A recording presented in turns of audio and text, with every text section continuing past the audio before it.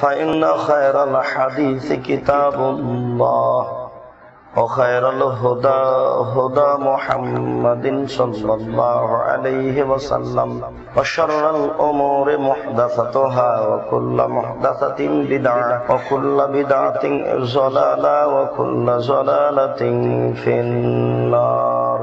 أعوذ بالله من الشيطان الرجيم. وأنفقوا مما رزقناكم من قبل أن يأتي أحدكم الموت فيقول ربي لولا أخرتني إلى أجل قريب فأصدق وأكن من الصالحين. عن أبي هريرة رضي الله تعالى عنه قال: ما من يوم إلا يصبح فيه العباد فينزل ملكان فيقول أحدهما اللهم آت لكل منفق خلق ويقول الآخر اللهم آت لكل ممسك طلب. رواه البخاري ومسلم. عن أسماء رضي الله تعالى عنها قالت: قال رسول الله صلى الله عليه وسلم: تصدقي ولا تحصي فيحصي الله عليك ولا توعي فيعي الله عليك وارزقي ما استطعت. رواه البخاري ومسلم. عن أبي هريرة رضي الله تعالى عنه قال: قال رسول الله صلى الله عليه وسلم: يا ابن آدم أنفق عليك. رواه البخاري ومسلم. عن جابر رضي الله تعالى عنه قال: قال رسول الله صلى الله عليه وسلم: تصدق الفضل وإن تمسكه شر لك. إلى آخر الحديث. رواه البخاري ومسلم. সম্মানিত মসজিদের মুসল্লি, প্রশংসা আল্লাহর জন্য, শান্তি অবতীর্ণ হোক আল্লাহ রাসূলের উপর সাল্লাল্লাহু আলাইহি ওয়াসাল্লাম। আজ জুমার খুতবায় সংক্ষিপ্ত বক্তব্যের বিষয় সাধারণ দান। যাকাত ব্যতীত মানুষের জান্নাত পাওয়ার একটি সবচেয়ে বড় মাধ্যম সাধারণ দান। সাধারণ দান সম্পর্কে এক গুরুত্বপূর্ণ তথ্যবহল বিবরণের চেষ্টা করব ইনশাআল্লাহুল আজিজ। অনেক নেকির মাধ্যমে আল্লাহকে সন্তুষ্ট করা যায়। আমরা বিগত আলোচনায় খুব ভালোভাবে অবগত যে নফল সিয়ামের মাধ্যমে, রোজার মাধ্যমে আল্লাহকে সবচেয়ে বেশি সন্তুষ্ট করা যায়। আমরা আরো অবগত যে আল্লাহকে ডাকার সবচেয়ে বড় মাধ্যম হচ্ছে সালাত, নামাজ। আমরা এও অবগত যে মানুষ যদি হজ করে আর তার হজ যদি কবুল হয়ে যায়, তাহলে সে ফিরে আসে সেই দিনের মতো হয়ে যেদিন তার মা তাকে জন্ম দিয়েছিল, নিষ্পাপ হয়ে যায়। বোঝা যায় যে অনেক ইবাদতের মাধ্যমে আল্লাহকে সন্তুষ্ট করা যায়, বিনিময়ে জান্নাত পাওয়া যায়।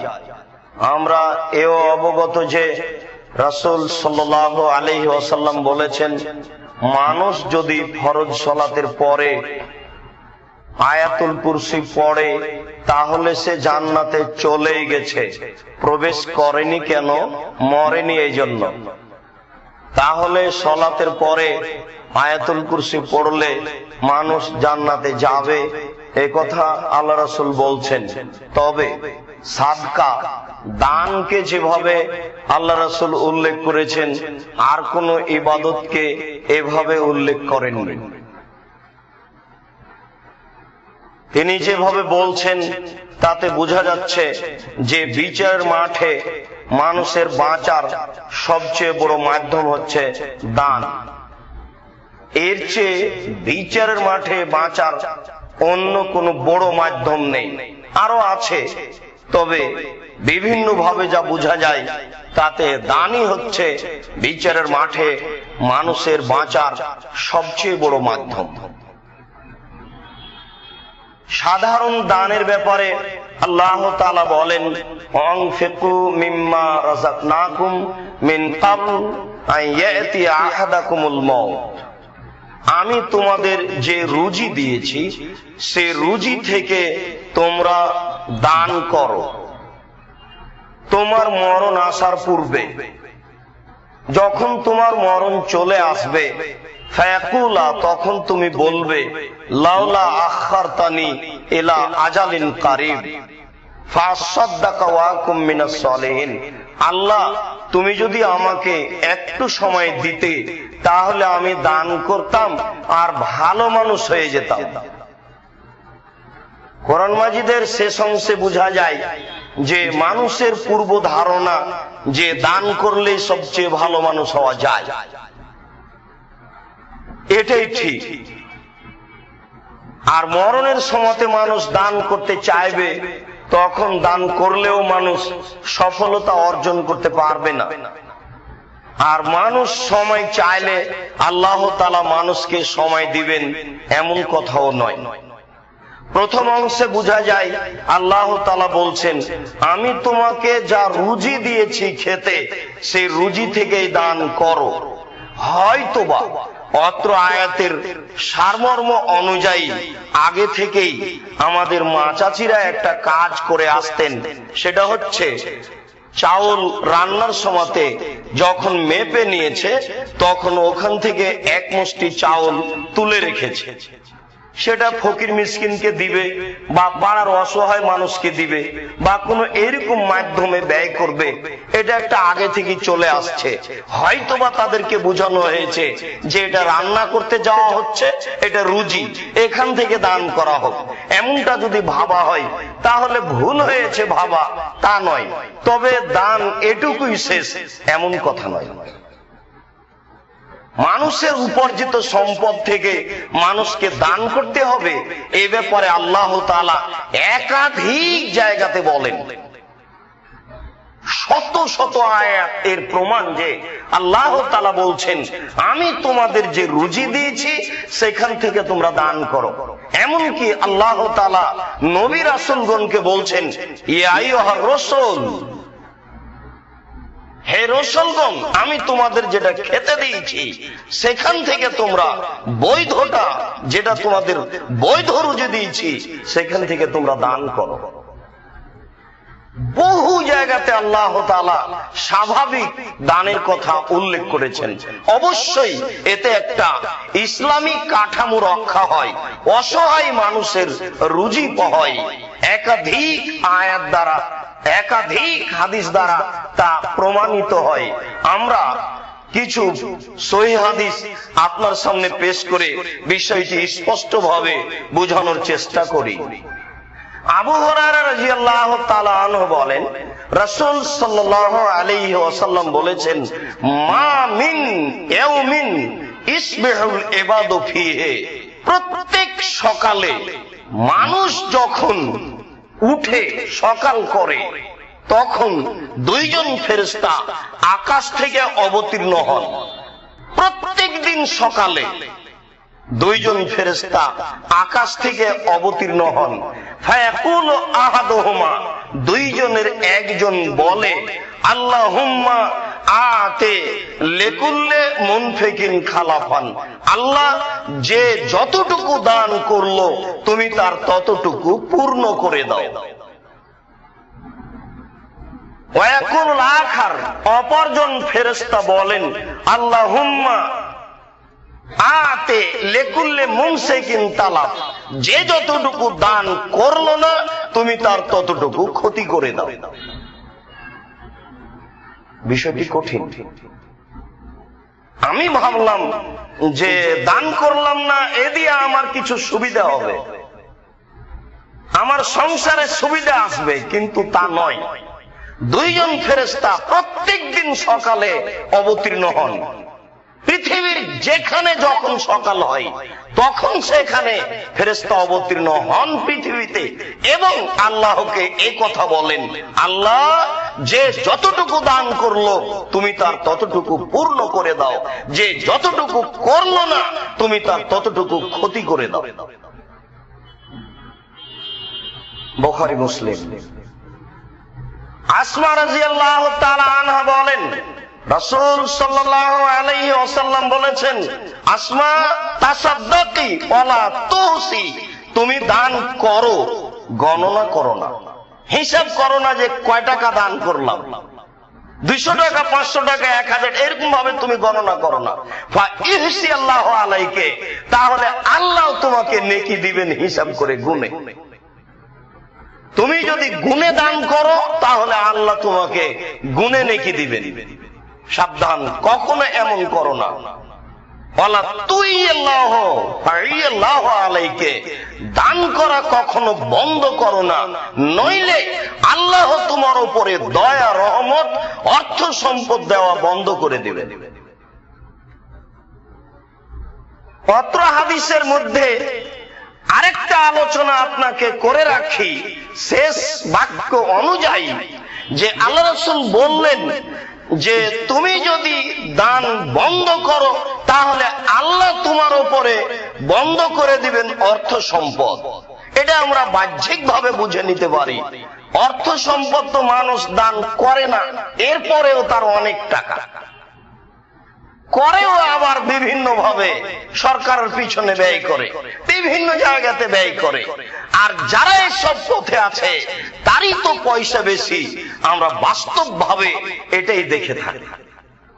শুনুন, আবু হুরায়রা রাদিয়াল্লাহু তাআলা আনহু বলেন, রাসূল সাল্লাল্লাহু আলাইহি ওয়াসাল্লাম বলেছেন, আল্লাহ তাআলা, আল্লাহ তাআলা বলেন, ইবনে আদম, হে আদম সন্তান, লা তাইতানি বিশাইইন, যদি তুমি আমার পথে কিছু দান করে থাকো, যদি তুমি আমার পথে কিছু ব্যয় করো, আমলাও ইয়াদাকা গেনান, তাহলে আমি তোমার হাত টাকা দিয়ে পূর্ণ করে দিব। ও আশুদ্ধ ফাকরাক, তোমার দারিদ্রতা বন্ধ করে দেব।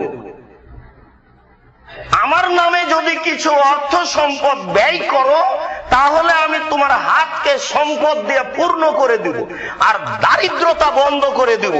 আইনলাম তাফাল, তুমি যদি এমনটা না করো তাহলে আমলা ও ইয়াদাকা শগলান, ব্যস্ততা দিয়ে তোমার হাতকে আমি পূর্ণ করে দিব। ওলাম আশুদ্ধ ফাকরাক, তোমার দারিদ্রতা বন্ধ করব না। টাকা তোমার যতই বেশি হোক তোমার দারিদ্রতা বন্ধ হবে না, বাড়তেই থাকবে।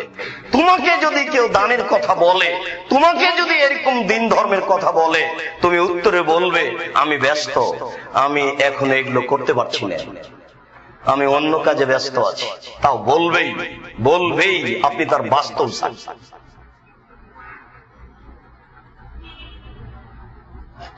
আবু হুরায়রা রাদিয়াল্লাহু তাআলা আনহু বলেন, রাসূল সাল্লাল্লাহু আলাইহি ওয়াসাল্লাম বলেছেন, ইবনে আদম আনফিক আলাইকা, আদম সন্তান তুমি দান করো, আমি তোমাকে পাল্টা দেব, আমিও তোমার পথে দান করব। এই বাক্য হচ্ছে আল্লাহ তাআলার ওয়াদা, তিনি এই কথা নিজে বলছেন, এর নাম হাদিসে কুদসি।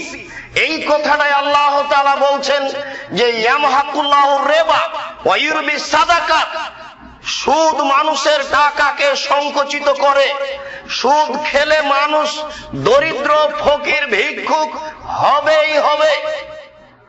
সুদ যদি মানুষ খেতে আরম্ভ করে খায় তাহলে অনেকের টাকা একজনের হাতে জমা হবে, অনেকেই হবে নিঃস্ব। সুদ যদি মানুষ খায় বহু দেশ হয়ে যাবে নিঃস্ব, আর কোন এক দুইটা দেশে টাকা পয়সা জমা হয়ে যাবে। এটা হচ্ছে সুদের বাস্তবতা। সুদ খেলে মানুষকে ভিক্ষুক হতেই হবে, সুদ খেলে মানুষকে একদিন না একদিন নিঃস্ব হতেই হবে। ওয়াইরবি সাদাকাত, দান মানুষের টাকাকে বেশি করে দেয়। কেউ যদি 100 টাকার মধ্যে 10 টাকা দান করে 90 টাকা বাক্সের মধ্যে রেখে দেয়, 1 বছর পরে যদি টাকা বের করে 90 টাকাই থাকবে। আল্লাহ তাআলা বলছেন দান মানুষের টাকাকে বেশি করে দেয়, তাহলে আপনার অর্থ সম্পদের বরকত বৃদ্ধি হবে। এটাই হলো আল্লাহ বেশি করে দিবেন তার প্রমাণ। রুজি ভিন্ন জিনিস, বরকত ভিন্ন জিনিস। রুজি ভিন্ন জিনিস, বরকত ভিন্ন জিনিস। জমি জায়গাতে যে অর্থ সম্পদ শস্য হয়েছে এটা ভিন্ন জিনিস, বরকত ভিন্ন জিনিস। আনাস রাদিয়াল্লাহু তাআলা আনহু বলেন, একদা আমার মা একটা চাদরকে 2 টুকরা করলেন, 1 টুকরা আমার পরনে দিলেন, 1 টুকরা আমার গায়ে দিয়ে রাসূল সাল্লাল্লাহু আলাইহি সাল্লামের কাছে নিয়ে গেলেন। নিয়ে গিয়ে বলছেন, হাজা খাদেম ফাদালু, এই যে আনাস আপনার ছোট খাদেম, আপনি একটু তার জন্য দোয়া করুন। ছেলে মেয়েকে পরহেজগার মানুষের কাছে নিয়ে যেতে হয়। এই যে আনাস আপনার ছোট খাদেম, আপনি তার জন্য একটু দোয়া করুন। তখন আল্লাহ রাসূল বলছেন, আল্লাহুম্মা আকসির মালাহু ওয়ালাদাহু ওয়াতিল উমরাহু ওয়াগফির লাহু ওয়ারহামহু ওয়া বারিক লাহু ফিমা রাযাকতাহু। আল্লাহ তুমি আনাসকে দীর্ঘজীবী করো, তার অর্থ সম্পদের ছেলে মেয়ে, তার অর্থ সম্পদ ছেলে মেয়ে বেশি করে দাও। তুমি তাকে ক্ষমা করো, তুমি তার প্রতি রহমত নাযিল করো, তুমি তাকে যে রুজি দিয়েছো তাতে তুমি বরকত দাও। রুজিতে বরকত লাগে। রুজি ভিন্ন জিনিস, বরকত ভিন্ন জিনিস। অনেক টাকা ইনকাম করেন, এরপরেও ভিক্ষুক ভিক্ষা পায় না, আপনি খুব ভালো জানেন। অনেক টাকা ইনকাম করেন, এরপরেও 25 দিন পার হয় না। অনেক টাকা ইনকাম করেন, এরপরেও গ্রামের অসহায় চাচি একটা কাপড় পায় না। ঘটনা কি? তাহলে বুঝতে হবে যে টাকা যায় কোথায়। মাস যেতে না যেতে টাকা শেষ। বেতন নিয়ে বাড়িতে ঢুকতে স্ত্রী বলছেন যে এই কাজ করতে হবে, যেটা কালকে হিসাব ছিল না, ওতে 20,000 গেল, তো মাস যাবে কি দিয়ে? যদি বরকত না থাকে তাহলে এই পয়সা বৈধভাবে ব্যয় হবে না। রুজি ভিন্ন জিনিস, বরকত ভিন্ন জিনিস। এই জন্য আল্লাহ তাআলা বলছেন, আদম সন্তান, আমি তোমার পথে ব্যয় করব, তুমিও ব্যয় করো, তুমি দান করো, আমি তোমার অর্থ সম্পদ বেশি করে দিব, অর্থ সম্পদে বরকত দিয়ে দিব। জাবের রাদিয়াল্লাহু তাআলা আনহু বলেন, রাসূল সাল্লাল্লাহু আলাইহি ওয়াসাল্লাম বলেছেন, তাফজলিল ফাজলা খায়রুল লাক, তোমার যা অতিরিক্ত হচ্ছে তা তুমি দান করো, তোমার জন্য ভালো হবে। ওয়াইন তুমসিক ফাইন্নাহু শাররুল লাক, আর যদি দান না করো, ওটা আটকিয়ে রাখো, সঞ্চয় করে রাখো, জমা করে রাখো, তাহলে এটা তোমার জন্য বিপদ হয়ে যাবে। রাসূল সাল্লাল্লাহু আলাইহি ওয়াসাল্লাম অত্র হাদিসে বলছেন, তোমার যা প্রয়োজন আছে এর অতিরিক্ত তুমি দান করো, এটাই তোমার জন্য কল্যাণ। যদি তা আটকে রাখো তাহলে তা তোমার জন্য ক্ষতিকারক হবে। জাবের রাদিয়াল্লাহু তাআলা আনহু বলেন, রাসূল সাল্লাল্লাহু আলাইহি ওয়াসাল্লাম বলেছেন, তাসাদদাকু কাবলা ইয়াতিয়া জামানুন, তোমরা দান করো সেই দিন আসার পূর্বে, যেদিন এমসির রাজুল হবে সাদাকাতিহি, মানুষ তার দান নিয়ে ঘুরবে, যার নিকটে পেশ করবে সেই বলবে, লা তাইতা বিল আমসলা কাবিলতুহা ফামাল ইয়াউম ফালা হাজাতা লি বিহা, কালকে যদি দান নিয়ে আসতেন তাহলে নিতাম, আজ আমার কোনো প্রয়োজন নেই। এমন একদিন চলে আসবে, তা অচিরেই আসছে, মানুষের টাকা পয়সা বেশি হয়ে যাবে, যার নিকটে আপনি দান নিয়ে যাবেন সে বলবে প্রয়োজন নেই। মানুষের পয়সা পাতি বেশি হবেই। মানুষ যদি মানুষের গায়ের উপরে উঠে যায় তবুও পয়সা বেশি হবে। আপনি বলছেন যে মানুষ বেশি হয়ে যাবে, মানুষ খাবে কি? 20 বছর পূর্বে ঢাকা শহরে যা টাকা ছিল আজকে তার চেয়ে অনেক বেশি, মানুষ অনেক বেশি। 20 বছর পরে এখন যা টাকা আছে তার চেয়ে অনেক বেশি হয়ে যাবে, অনেক বেশি হবে, হবেই। আল্লাহ রাসূল বলছেন যে ইয়াফিজুল মাল, সম্পদ বন্যার মতো প্রবাহিত হবে, বন্যার মতো। সম্পদ বন্যার মতো প্রবাহিত হবে। পানি যেমন মাটির উপরে প্রবাহিত হয় স্রোত, তেমনি ভাবে টাকা পয়সা এই পৃথিবীর উপরে বন্যার মতো প্রবাহিত হবে। কত যে পথ বের হবে পয়সার, তার হিসাব নেই। রাসূল সাল্লাল্লাহু আলাইহি সাল্লাম বলছেন যে শোনো, বসেতাত আলাইকুম দুনিয়া কামা বসেতাত মান কানা কাবলাকুম। সম্পদের পথঘাট প্রযুক্তি তোমাদের সামনে এইভাবে তুলে ধরা হবে, দেখবে তোমরা পৃথিবীতে শুধু টাকা আর টাকা, অর্থ আর অর্থ, প্রযুক্তি আর প্রযুক্তি, অসংখ্য টাকার পথ। এর পরের বাক্যে আল্লাহ রাসূল বলছেন যে সাবধান, তুহলিকুকুম মান কানা কাবলাকুম কামা আহলাকাতুম মান কানা কাবলাকুম। সাবধান, এতগুলি প্রযুক্তি দেখে হিসাব করে পা ফেলিও, নইলে এই সম্পদ তোমাকে ধ্বংস করবে যেমন ভাবে পূর্বের লোককে করেছে। অত্র হাদিসও প্রমাণ করে যে অসংখ্য পয়সার পথ বের হবে। 10 বছর পূর্বে এ দেশে পয়সা উপার্জনের যত পথ ছিল এখন তার চেয়ে শতগুণ বেশি। 20 বছর পরে আরো শতগুণ বেশি হবে, যা আজকে মানুষ ভাবতে পারবে না। আল্লাহ রাসূল এই কথা বলছেন, হাদিস তো বুখারী মুসলিমের। জাবের রাদিয়াল্লাহু তাআলা আনহু বলেন, রাসূল সাল্লাল্লাহু আলাইহি ওয়াসাল্লাম বলেছেন, জিজ্ঞাসার উত্তরে আইয়ো সাদাকাতিন আযম আজরান, আল্লাহ রাসূল কোন দানে সবচেয়ে বেশি নেকি হয়, কিভাবে দান করলে সবচেয়ে বেশি নেকি হয়? তখন আল্লাহ রাসূল বলছেন যে তাসাদ্দাক, তুমি দান করো, ওয়ান্তা শাহি তাকসাল ফাকরা ওয়া তামালুল গিনা। 4টি জিনিস যখন তোমার ভিতরে বিরাজ করবে, এই সময় যদি তুমি দান করো তাহলে সবচেয়ে বেশি নেকি পাবে। 1, ওয়ান্তা শাহিউন, তুমি কৃপণ, তোমার ভিতরে কৃপণতা বিরাজ করে। ভিক্ষুক ভিক্ষা চাইলে তুমি বলো মাফ করো। 2, ওয়ান্তা শাহি, তোমার শরীর সুস্থ, বিপদে পড়ে সবাই দান করে। 3, তাকসাল ফাকরা, দিলে কমে যাবে এই গতি তোমার ভিতরে বিরাজ করছে। 4, তামুলুল গিনা, তুমি কিছু অর্থ সম্পদ বেশি করার পরিকল্পনা করছো। এই 4টি জিনিস যখন তোমার ভিতরে থাকবে, এই সময়তে তুমি এই আত্মাকে উপেক্ষা করে দান করবে। কেননা শয়তান সব সময় মানুষকে এইভাবে উদ্বুদ্ধ করে, প্রতারণা দেয় যে তুমি দান করলে গরিব হয়ে যাবে, তুমি দান করলে এটা হিসাব থেকে কমে যাবে, অতএব তুমি এই কাজ করো না। শয়তান সর্বদা এই কথা মানুষকে বলতে থাকে। এই জন্য আল্লাহ রাসূল বলছেন যে মানুষের ভিতরে যখন 4টে জিনিস বিরাজ করছে, তখন যদি দান করে তাহলে সবচেয়ে দানে বেশি নেকি পাবে। 1, ভিতরে কৃপণতা বিরাজ করে।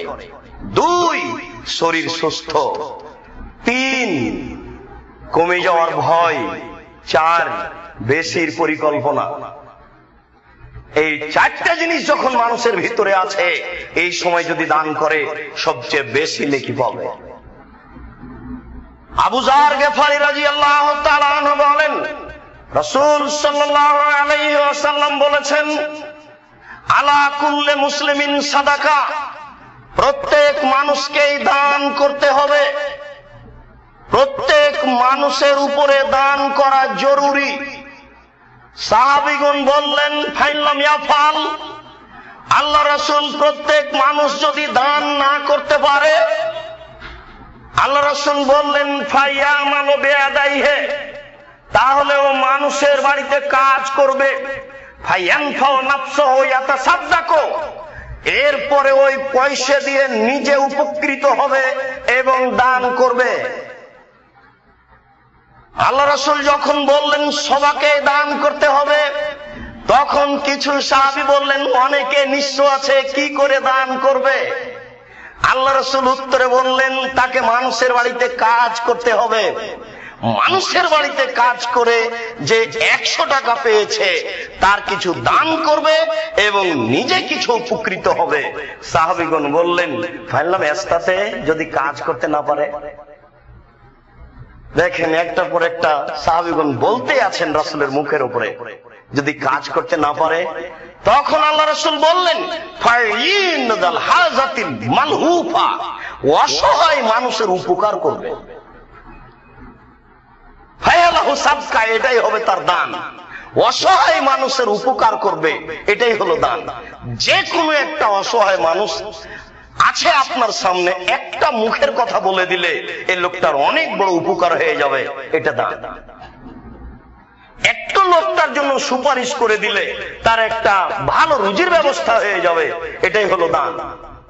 আপনার অন্তরে চাচ্ছে আমি একটা কথা বললে তার চাকরিটা হয়ে যায়, কিন্তু কি দরকার, টাকা পয়সা বেশি হয়ে যাবে, তখন আমার মুখের উপর আবার কথা বলবে।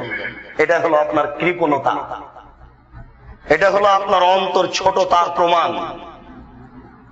সম্মানিত মসজিদের মুসাল্লি, রাসূল সাল্লাল্লাহু আলাইহি সাল্লাম উত্তরে বললেন তাহলে সে অসহায় মানুষের উপকার করবে।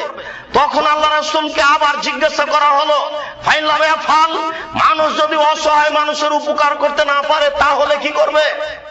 তখন আল্লাহ রাসূল বললেন ফায়ুমসিক নাফসাহু আন শাররি ফাইন্নাহু সাদাকা, ও যদি কিছুই না করতে পারে তাহলে নিজেকে পাপ থেকে ঠেকিয়ে রাখবে, এটাই হলো দান। দেখেন শরীয়ত ইসলাম কি জিনিস মানুষ তো বুঝে না। মানুষ খায়, পায়খানা করে, আর মনের অন্তরে অন্য মনের ইচ্ছা অনুযায়ী ঘুরে থাকে, খায়। ধর্মের কেউ 5 পয়সা দাম দেয় না, দেওয়া প্রয়োজন মনে করে না।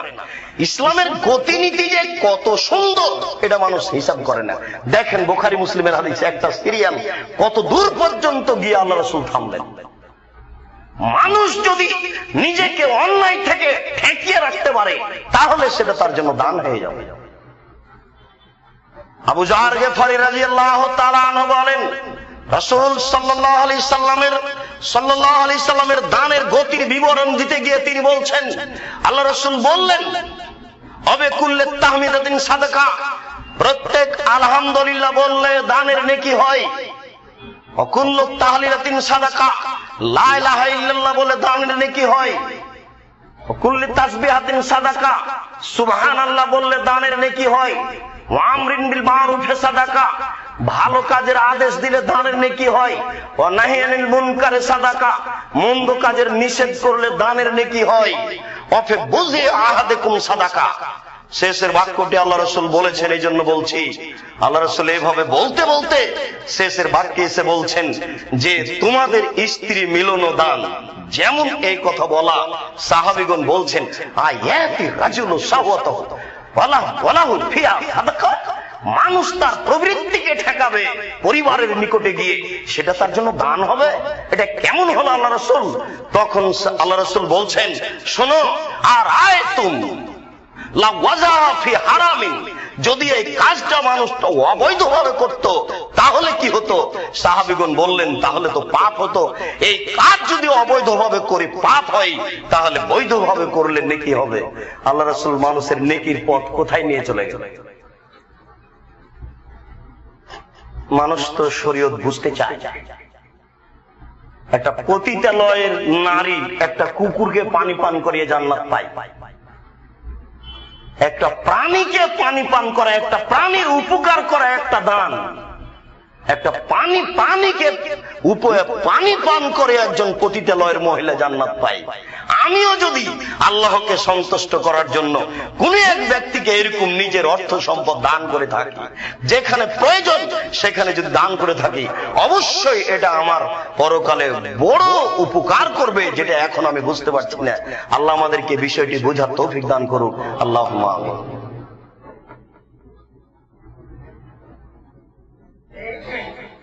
আলহামদুলিল্লাহ ওয়াহদা ওয়াসসালাতু ওয়াসসালামু আলা মান লা নাবিয়্যা বাদা।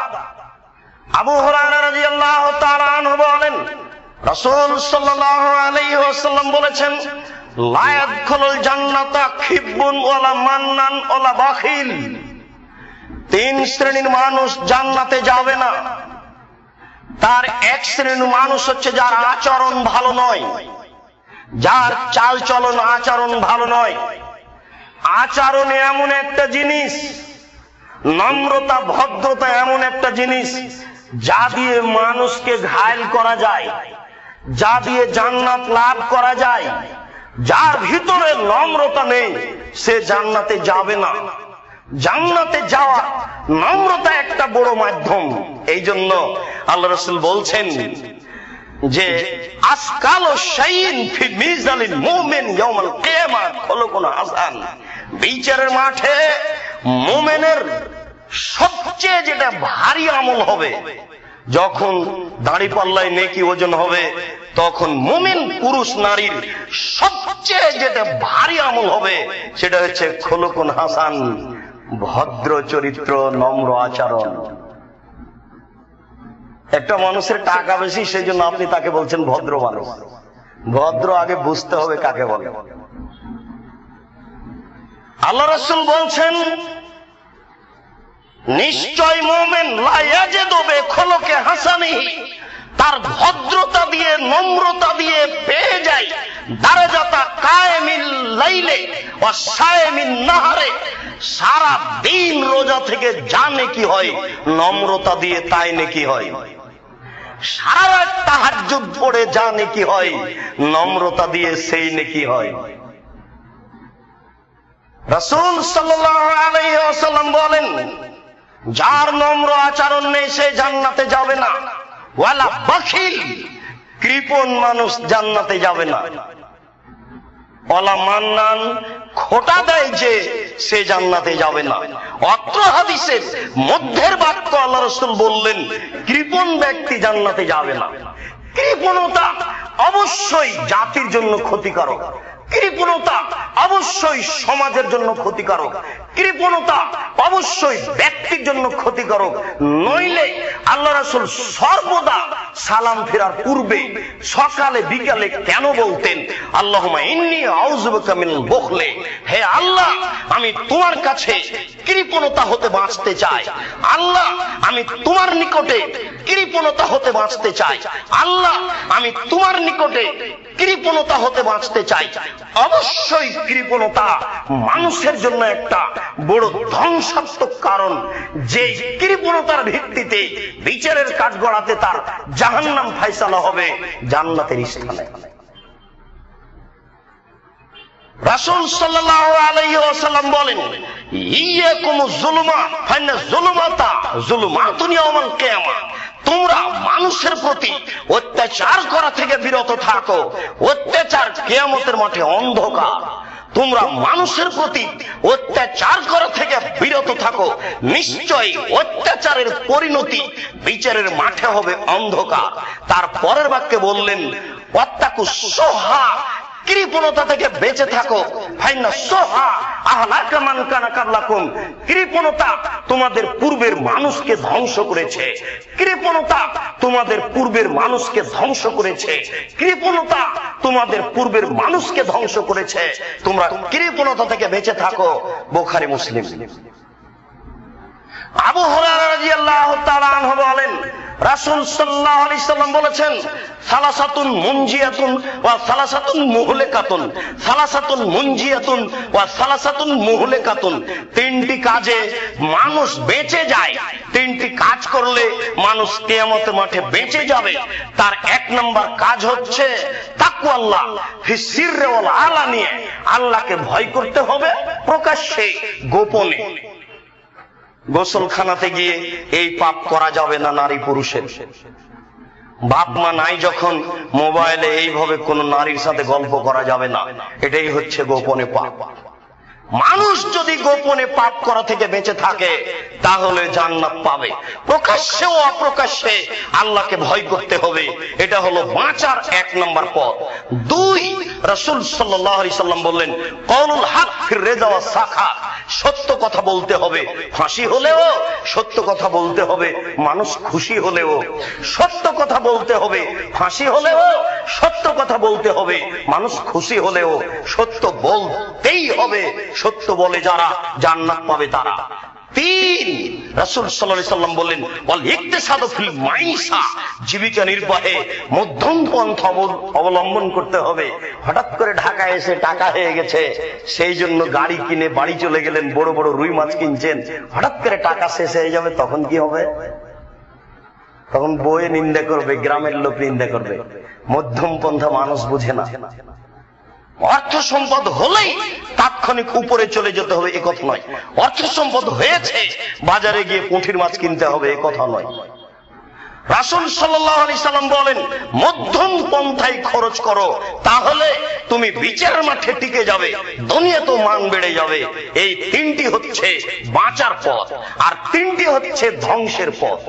তার এক নম্বর হচ্ছে সহনমতা, কৃপণতাকে মেনে নিল যে সে ধ্বংস হবেই, কৃপণতাকে মেনে নিল যে সে জাহান্নামে যাবেই।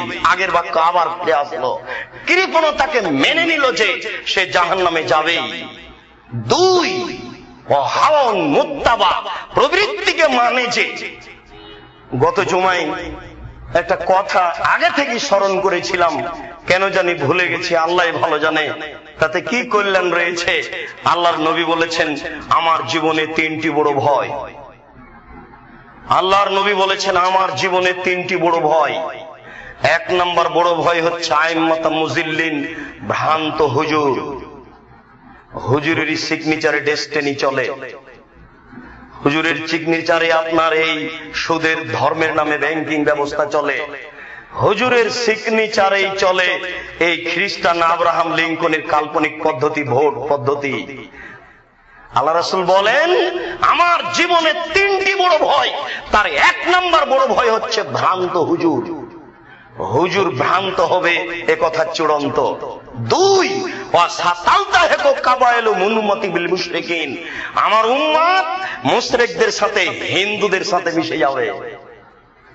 4000 টাকা দিয়ে ইলিশ মাছ কিনে পান্তা ভাত নিয়ে পাকুড় গাছের নিচে যায়, এর চেয়ে আর বুদ্ধিহীন, বিবেকহীন, জ্ঞানহীন মানুষ আছে?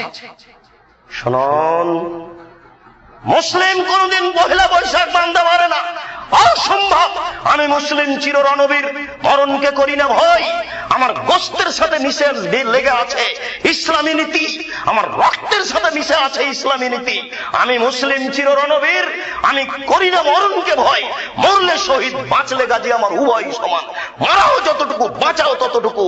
আমি মুসলিম কোনদিন এইরকম নীতির নিকটে মাথা নত করতে পারি না।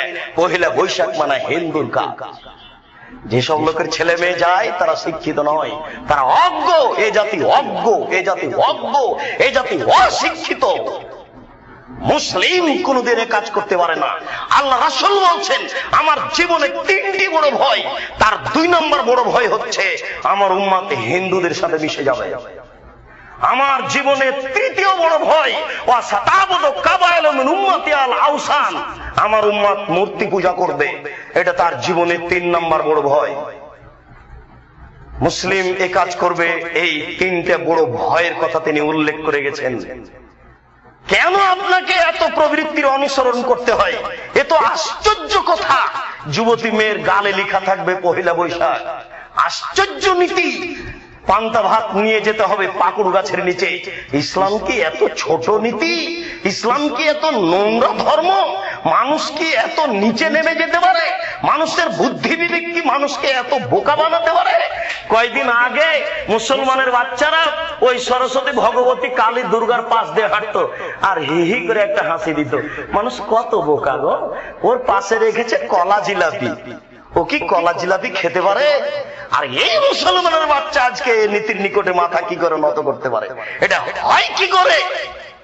পান্তা ভাত পাকুড় গাছের নিচে নিয়ে যাওয়া, ইলিশ মাছ নিয়ে যাওয়া, এটা কি ওই সরস্বতী ভগবতীর পাশে কলার জিলাপি রেখে দেওয়া নয়? কি করে হতে পারে এটা? সম্মানিত মসজিদে মুসল্লি, রাসূল সাল্লাল্লাহু আলাইহি ওয়াসাল্লাম বলেন যে 3টি কাজে মানুষ ধ্বংস হবে। তার 1 নম্বর কাজ হচ্ছে কৃপণতা যার ভিতরে আছে। যাকাত দিয়ে কৃপণতা দূর হয় না। যাকাত ভিন্ন জিনিস, দান ভিন্ন জিনিস। যাকাত দিয়ে ফাঁসি রক্ষা হয়, যাকাত দিয়ে নেকি পাওয়া যায় না, যাকাত দিয়ে জান্নাত পাওয়া যায় না, যাকাত দিয়ে ফাঁসি রক্ষা হয়। যাকাত যে দেয় না সে হচ্ছে হারামখোর, যে যাকাত দেয় না সে হচ্ছে এমন নিচু শ্রেণীর মানুষ যে ও ফকিরের জিনিস খায়। যে যাকাত দেয় না ও ফকিরের জিনিস খায়, ও নিচু শ্রেণীর মানুষ। আর যে উঁচু শিক্ষিত মানুষ সে একেবারে 20 রমজানে প্রথম রমজানে বলবে, বেটা শোনো, বসো, আজকে হিসাব নিকাশ নেই, 1 টাকা যেন এদিকে না আসে, সব হিসাব করে অক্ষর অক্ষর বের করে দাও। জাকাত ভিন্ন জিনিস, ও দিয়ে ফাঁসি রক্ষা হয়। যদি আপনি জাকাত না দেন তাহলে ফাঁসি হবে কিভাবে? আপনার সব টাকা পয়সাকে একটা লাঠি বানাবেন আল্লাহ, লাঠি বানিয়ে ফেরেশতাকে বলবেন যে তুমি তার কপালে একটু লাগাও আর গায়ের সামনে পাশে লাগাও আর বলো কেমন লাগে, কেমন লাগে, একটু স্বাদ অনুভব করো। এটা কেন? এটা হলো অপমান করা। ফেরেশতারা দাগ দিবেন, বাস কষ্ট পাবে তো হয়ে গেল। তো তারা আবার কেন বলবেন যে কেমন লাগে? এটা হলো অপমান করা, ফাঁসি হবেই। আল্লাহ রাসূল বলছেন তোমার ধান তোমার টাকাকে কালকে সাপ বানানো হবে, এরপরে গলায় জড়িয়ে দেওয়া হবে। সাপ তার মুখের দুই দিক ধরে বলবে আনা মালক আনা কানজক, আমি হচ্ছে ওই সম্পদ যার জাকাত দেওয়া হয়নি। সাপ এমনিতেই ছবল মারুক, কিন্তু সাপ কেন বলবে আমি হচ্ছে ওই সম্পদ যার ওসর বের করা হয়নি? কেন বলবে সাপে? এটা হচ্ছে তাকে অপমান করা। জাকাত ভিন্ন জিনিস। বাড়িতে গোমা সাপ থাকতে পারে, থাকলে দংশন করবে এ কথা ঠিক নয়। বাড়িতে গোমা সাপ থাকতে পারে, থাকলে দংশন করবে এ কথা ঠিক নয়। গোমা সাপ যদি দংশন করে তাহলে একজন মারা যাবে, আর যদি ওসর না বের করে থাকেন, জাকাত যদি না দিয়ে থাকেন, তাহলে আপনি, আপনার স্ত্রী, আপনার ছেলে, আপনার মেয়ে, আপনার বৌমা সবাই মারা যাবে, কেউ রক্ষা পাবে না। কারো ইবাদত কবুল হবে না। নাপিতকে ঘর ভাড়া দিয়ে টাকা নিয়ে ওই টাকা দিয়ে চাউল কিনে ইবাদত কবুল হবে না। নাপিত দাড়ি চাচে, কিয়ামত পর্যন্ত এই ফটো উল্টিয়ে ধরা যাবে না। এর কোনো সুযোগ নেই, কোনো সুযোগ নেই। ওসর যাকাত বের না করে ইবাদত কবুল হওয়া কোনো প্রশ্নই আসে না। একটা লোক বিদেশে আছে, বিপদে পড়েছে, হাত তুলে আল্লাহর দরবারে প্রার্থনা করছে, দুঃখিত, মাতামু হারামুন, তার খাদ্য আছে হারাম, মাশরাবু হারামুন, তার পানি আছে হারাম, মালবাসু হারামুন, তার পোশাক আছে হারাম, গুজিয়া বিল হারামে, তার জীবিকা নির্বাহ কি করে কবুল হতে পারে? তার জীবিকা নিয়ে তার ইবাদত কি করে কবুল হতে পারে? তার ইবাদত কবুল হবে না। ওসর যাকাত কেউ যদি নেওয়ার না থাকে, তাহলে ওই যে আবর্জনা বাড়িতে আছে ওইগুলো যেখানে ফেলেন, ওসর ওখানে ফেলে দিয়েন। কেউ যদি টাকা নেওয়ার না থাকে, তাহলে জানালা দিয়ে বাড়ির পিছন দিকে টাকাটা ফেলে দিয়েন। ওটা খুব কঠিন জিনিস, ওটা গোমা সাপের চেয়ে অনেক অনেক অনেক বেশি খারাপ। দান ভিন্ন জিনিস। যাকাত দিয়ে ফাঁসি রক্ষা হয়, দান করে জান্নাত পাওয়া যায়, দান করে জান্নাত পাওয়া যায়।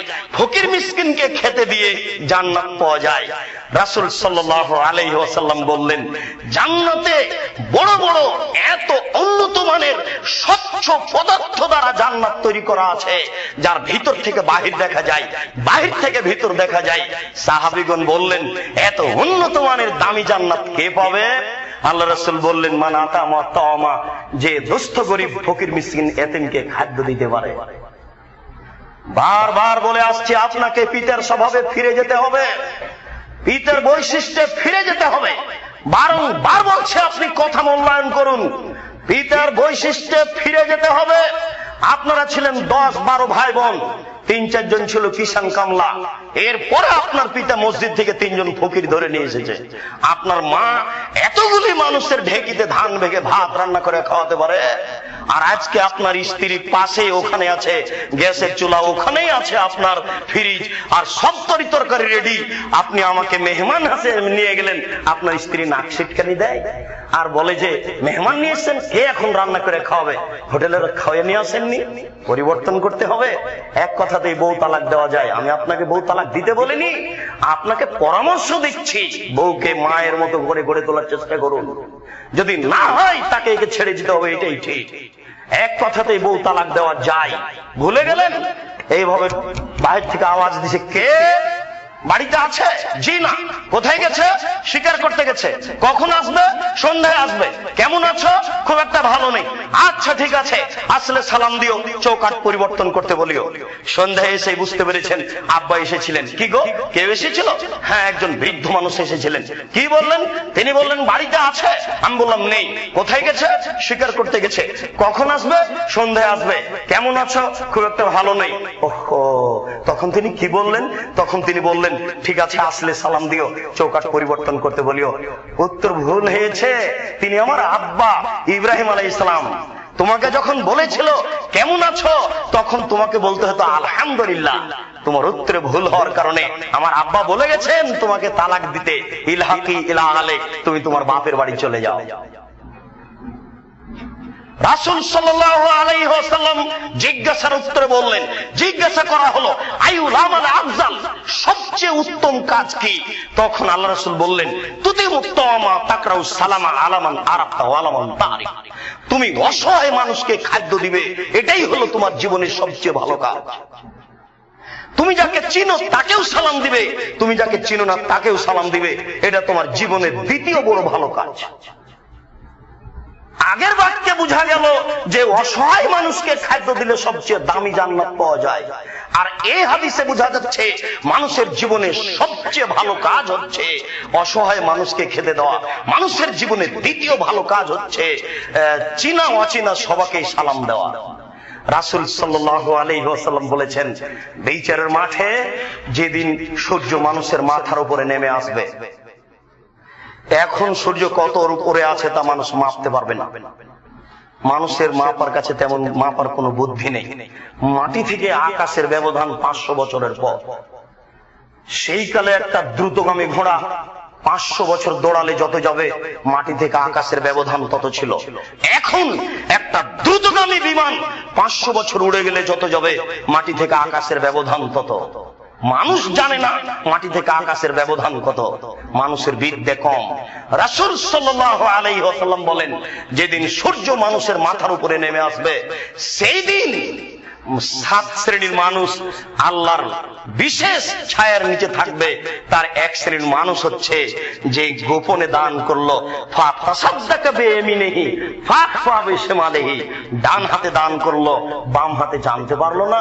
গোপনে দান করলো, প্রকাশ্যে দান করা যায়, প্রকাশ্যে দান করা যায়। ফজরের সালাত আদায় করার পরে আল্লাহ রাসূল বললেন, শোনো, 400 কিলোমিটার পথ পায়ে হেঁটে যেতে হবে তাবুকের যুদ্ধে, কে কি দান করবে? তখন উমর রাদিয়াল্লাহু তাআলা আনহু বললেন, আল্লাহ রাসূল, আমার বাড়িতে যে অর্থ সম্পদ আছে তার অর্ধেক আপনাকে দিলাম। তখন আবু বকর সিদ্দিক রাদিয়াল্লাহু তাআলা আনহু বললেন, আল্লাহ রাসূল, আপনাকে আর আল্লাহকে আমার বাড়িতে রেখে সবই দিলাম। তখন উসমান রাদিয়াল্লাহু তাআলা আনহু বলেছিলেন, যত মানুষ যাবে তাবুকের যুদ্ধে, সমস্ত মানুষের অর্ধেক মানুষের, এক বর্ণনায় 3 ভাগের 1 ভাগ মানুষের যাতায়াত খরচ, খাওয়া খরচ দিব। যেতে আসতে 3 মাস, সংখ্যা ছিল 30,000, 10,000 মানুষকে 10,000 উট দিবে, আর 10,000 মানুষের খাওয়া খরচ বহন করবেন। এর নাম হচ্ছে ধনী। তাহলে প্রকাশ্যে তিনি দানের কথা বললেন, প্রকাশ্যে দান করা যায়, প্রকাশ্যে দান করে নেকি হবে, তবে গোপনের যে দান করে যে নেকি হবে সেটা হবে না। গোপনের দানের মানই ভিন্ন। বিচারের কাঠগড়াতে বিশেষ ছায়াতলে থাকার সুযোগ হবে গোপন দানে, বিচারের কাঠগড়াতে বিশেষ ছায়াতলে থাকার সুযোগ হবে গোপন দানে। রাসূল সাল্লাল্লাহু আলাইহি সাল্লাম বলেছেন, আস-সাদকাতু বুরহান, দান হলো দলিল। আজকের খুতবার শেষ বাক্যটি আপনাকে আমি বারংবার মনে রাখার জন্য বলছি। বিচারের মাঠে দলিল হিসেবে আপনার পক্ষে কিছু কাজ করবে, দান ছাড়া তা বোঝা যায় না। বিচারের মাঠে রোজার নেকি আল্লাহ নিজে হাতে দিবেন, এই কথা ঠিক। বিচারের মাঠে নামাজ আলো হয়ে যাবে, এই কথা ঠিক। কিন্তু দলিল ভিন্ন জিনিস। এই বাড়ি আমার, প্রমাণ এই যে দলিল আছে। এই জমি আমার, প্রমাণ এই যে দলিল আছে। বিচারের কাঠগড়াতে আল্লাহকে বলবো আমি জান্নাত পাবো, তখন আল্লাহ তাআলা বলবেন, কেন কেন পাবা? তখন আমি বলবো, আল্লাহ রাসূল বলেছেন না, সাদকাতু বুরহান, দান হলো দলিল। আজকে জান্নাত পাবো তার প্রমাণ আছে আমার কাছে, আমি দান করেছি। রাসূল সাল্লাল্লাহু আলাইহি সাল্লাম বললেন, বিচারের কাঠগড়াতে প্রত্যেকটা মানুষ আল্লাহর সামনে মুখামুখি কথা বলবে। লাইসা বাইনাহু ওয়া বাইনাহু তারজুমান, দুইজনের মাঝে কোনো দোভাষী থাকবে না। ওয়ালা ইয়াহজাবু হাজিবুন ইয়াহজাবুহু, দুইজনের মাঝে কোনো অন্তরাল থাকবে না। আল্লাহ এবং ব্যক্তি মুখামুখি হবে। মানুষ যা বলবে আল্লাহ তা বুঝবেন, আল্লাহ যা বলবেন মানুষ তা বুঝবে। ওই সময়তে কথোপকথনের সময় ফায়ানজুরু আইসারা মিনহু আইমানা মিনহু, সে তার ডান দিকে লক্ষ্য করবে, দেখতে পাবে তার কর্ম, বাম দিকে লক্ষ্য করবে, দেখতে পাবে তার কর্ম। আবারও বলছি, মনে কিছু নিয়েন না, গোপনে পাপ করা বন্ধ করুন, সেদিন আপনি রক্ষা করতে পারবেন না। ভাবির সাথে, কোন মেয়ের সাথে আচরণ বন্ধ করুন, সেদিন আপনি এটা ঠেকাতে পারবেন না। অনুরোধ করে বলছি, এই মসজিদের মুসল্লি সবাই শিক্ষিত, বুদ্ধিমান, হুঁশিয়ার মানুষ। বুদ্ধিমান হুঁশিয়ার মানুষের কথা মেনে নেওয়াই ভালো। বুদ্ধিমান হুঁশিয়ার মানুষের পরিচয় কথা মেনে নেওয়া। দেখুন এই কাজ ত্যাগ করুন, দেখুন এই কাজ ত্যাগ করুন। ভুল হচ্ছে। ডান দিকে লক্ষ্য করলে সব কর্ম দেখা যাবে, বাম দিকে লক্ষ্য করলে সব কর্ম দেখা যাবে, সামনের দিকে লক্ষ্য করলে জাহান্নাম দেখা যাবে। তখন আল্লাহ রাসূল বললেন, শোনো, ইত্তাকিন নার ওয়ালাউ বিশিক্কি তামারাতিন, একটা খেজুরের অর্ধেক দান করে হলেও তোমরা জাহান্নাম থেকে বাঁচো। একটা খেজুরের অর্ধেক হলেও তোমরা দান করে জাহান্নাম থেকে বাঁচো। আল্লাহ রাসূল বললেন, জাহান্নামে যেদিন যার মুখামুখি হয়ে যাবে মানুষ, কঠিন দিন, সেই দিন মানুষকে রক্ষা করতে পারে দান। দান দিয়ে বিচারের মাঠে রক্ষা পাওয়া যায়। আল্লাহ রাসূল বললেন, একটা খেজুরের অর্ধেক হলেও তুমি দান করো। সম্মানিত মসজিদের মুসল্লি, আপনার দান করার ব্যক্তি হচ্ছে ফকির মিসকিন, আপনার দান করার জায়গা হচ্ছে কওমি খারিজি মাদ্রাসা, আপনার দান করার জায়গা হচ্ছে এসব মসজিদ। রাস্তার মানুষকে গাড়ি থামিয়ে জোর করে টাকা পয়সা আদায় করে মসজিদ করতে হবে, এ কথা ঠিক নয়। এলাকার লোককে মসজিদ তৈরি করতে হবে। এই মসজিদে সালাত আদায় করতে আসি, এই মসজিদে অনেক খরচ আছে।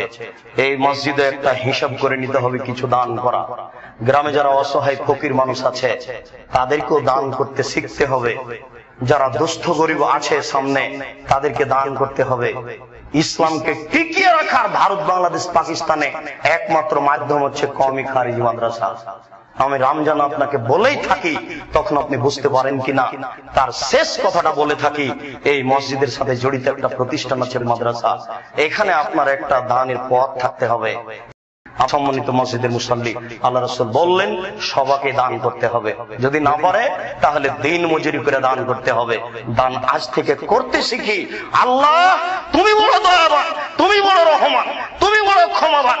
তোমার দরবারে জোরালো দাবি জানিয়ে বলছি, আমার অন্তরে তুমি একটা প্রতিক্রিয়া জাগিয়ে দাও, যেন আমি আমার উপার্জন থেকে তোমার পথে কিছু দান করতে পারি, আর আমার দানটা যেন বৈধ পথে খরচ হয়। যখনই রাসূল দানের কথা বললেন, তখন সাহাবীগণ চলে গেলেন মাঠে কাজ করতে, মাঠে কাজ করে দান করতে লাগলেন। সাহাবীগণ যেভাবে আল্লাহকে সন্তুষ্ট করার জন্য দান করতে পেরেছিল, আমরা মানুষ, আমরা যেন সাহাবীর মতো আচরণ দেখিয়ে ওইভাবে তোমার পথে দান করতে পারি। তুমি আমাদের এই তৌফিক দান করো, আল্লাহুম্মা আমিন। আমাদের যারা মারা গেছে, তুমি তাদের কবরের শাস্তি মাফ করো। আমরা যারা অসুস্থ, তুমি তাদের আরোগ্য দান করো। আমরা যারা বেঁচে আছি, তুমি তাদেরকে তোমার রাসূলের পদ্ধতি অনুযায়ী চলার তৌফিক দান করো। এই দাবি, এই দোয়া তোমার দরবারে রেখে আজকের জুমার খুতবা এখানে শেষ করলাম। সাল্লাল্লাহু আলাইহি ওয়াসাল্লাম।